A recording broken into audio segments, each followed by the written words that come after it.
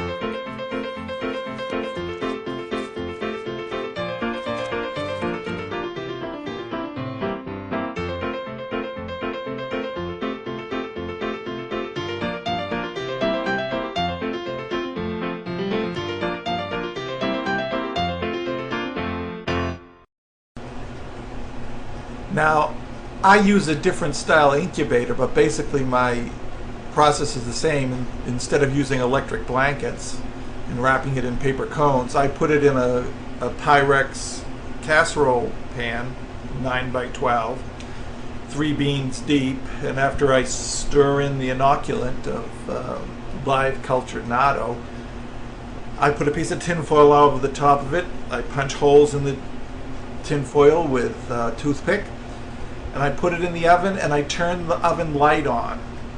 And the oven light brings the internal temperature of the oven up to about 100 degrees. That's about what you want, 100 degrees Fahrenheit. And you can leave it from 24 to 48 hours. Well, I like 48 hours because I like as much K2 to be produced as possible. It makes a better tasting vegetable cheese, in my opinion. And then once the 48 hours are done, at 24 hours, I take it out of the oven, I stir it around a little bit, put the foil back on it, put it back in the oven for another 24 hours. After it's fully fermented, I put it into small containers, put it in the fridge to cool for a day, and let it go into hibernation. Then I put it into the freezer and I take it out as I need it. I eat about half a cup of natto every day, and I put it on toast, I put it in sandwiches, I put it on hamburgers. You can put it into a fruit smoothie or a green smoothie. You can put it on rice. It's very easy. Anywhere you would use cheese, you can use natto. Now, why is K2 important? K2 is the yin to vitamin D's yang. Okay? What vitamin K2 does, in addition to the blood clotting factor, which is one of its jobs, but its more important job is bacteria and viruses over the eons have learned that when they infect the host, if they can disable the host's immune system by disabling the vitamin D system, they can live happily as long as they want because the immune system can't get to them. All right? What vitamin K2 does, its crystalline structure breaks down the viruses and the bacteria's ability to thwart vitamin D. It allows vitamin D to overrun the immune system blockade set up by the virus. That's why they're finding, oh, prostate cancer is caused by a virus. Oh, vitamin K2 and vitamin D cure prostate cancer. Because prior to the K2 being there, the virus that was in the prostate was blocking the vitamin vitamin D from doing its job of killing the virus. When vitamin K2 hits its natural level, the virus's defense systems fall, vitamin D enriched immune system runs in, wipes it out. That's the synergy between vitamin D and vitamin K2. The other important thing that vitamin K2 does is attached to calcium.